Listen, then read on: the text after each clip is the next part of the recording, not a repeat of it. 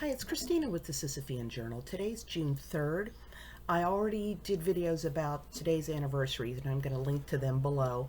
So we are going to pick up where we left off following Tim Pool's interesting discussion with pro-life activist Kristan Hawkins and abortion advocate pastor Ryan Phipps.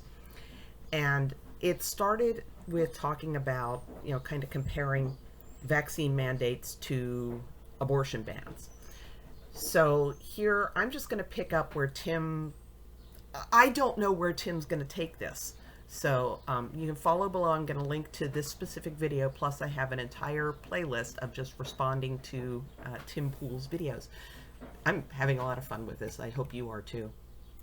That's actually not true. But it is. You weren't there to help them get pregnant, right? So I actually agree with the pastor on the question of choice. My view on abortion is libertarian, secular, scientific, but it does preclude abortion as contraception, which is the overwhelming majority of abortion. Okay, so that's actually an interesting topic that I might cover. Is abortion contraception? I blogged about that, but I don't think I've ever done a video about it. So that's a very interesting topic that I might follow through on, and I'm jotting it down so I don't forget. So in the issue of rape, and I've gotten to great arguments with pro-lifers about this who completely disagree.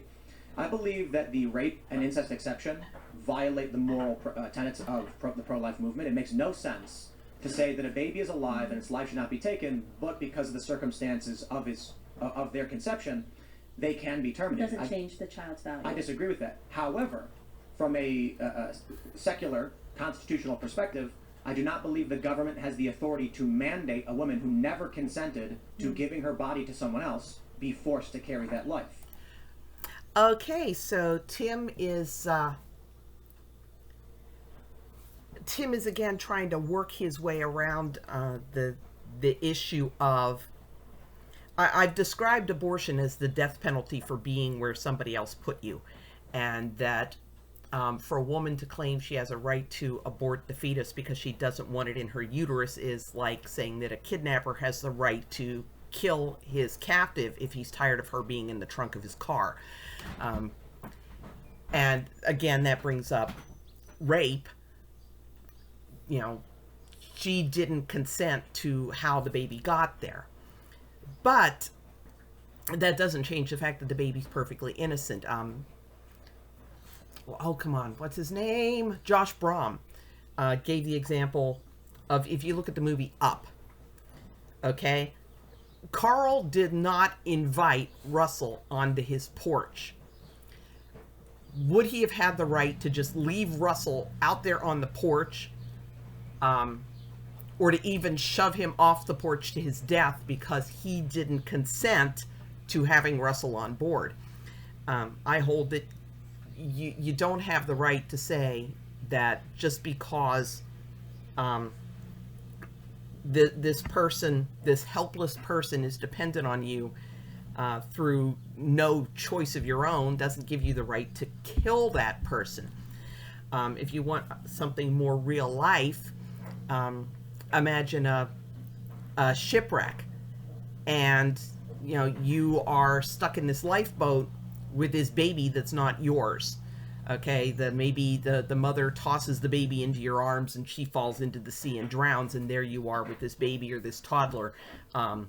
You didn't consent to have that baby in your arms dependent on you. Do you have a moral obligation to care for that baby? Can you just let that baby die of dehydration, or can you even just hold the baby under the water and drown it? Does the fact that the situation of the baby being 100% dependent on you, the fact that you didn't put yourself in that situation, does that give you the right to kill the baby? And I think that's a pretty resounding no. So let's see the direction they go in with this. Which creates the a simple Roe-ish kind of answer. If I were on the Supreme Court, I'd say abortion as contraception is unconstitutional. The idea that a woman would consent to allow life into her body and then seek to terminate it it's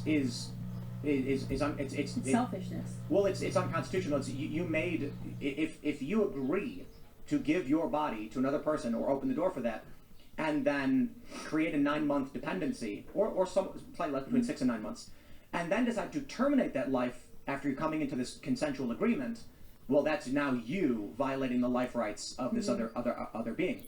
Very, very cogently put, Tim. Very good. Yay. Post viability, the question is actually quite simple.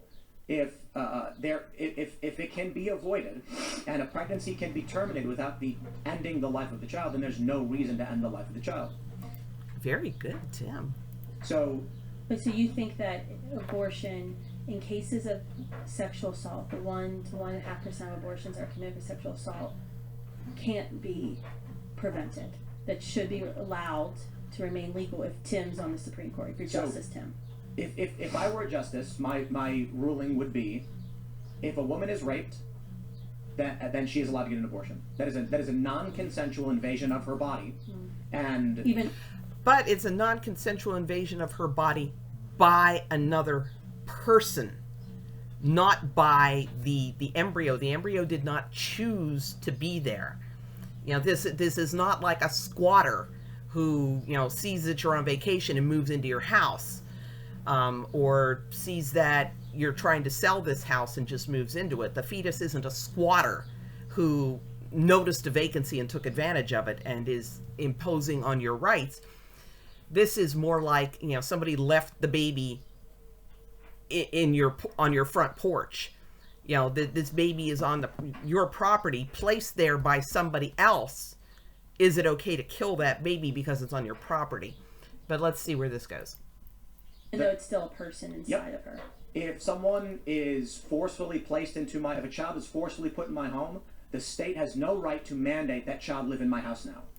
Okay, that's a point. They had no right to say the child has to remain in your home. So let's see. I say, no, that's not how it works. If I consent to adopting a child into my home and then throw the kid outside and say you're on your own, that's illegal. It's a crime. I know that it's a difference because, you know, it's pregnancy. My point is, if a woman consents to allow a pregnancy in and then says, I tried to not let it happen, I did this or whatever, but I got pregnant anyway, I say, well, that's a choice you made. And then they say that's sexist because men don't experience that. Doesn't matter. It's not material to a consensual decision you made that results in life being dependent upon you for 9 months. So the bigger question beyond this is, I don't understand the left argument, and I don't think there is one. There isn't. As to why post-viability you would kill the baby.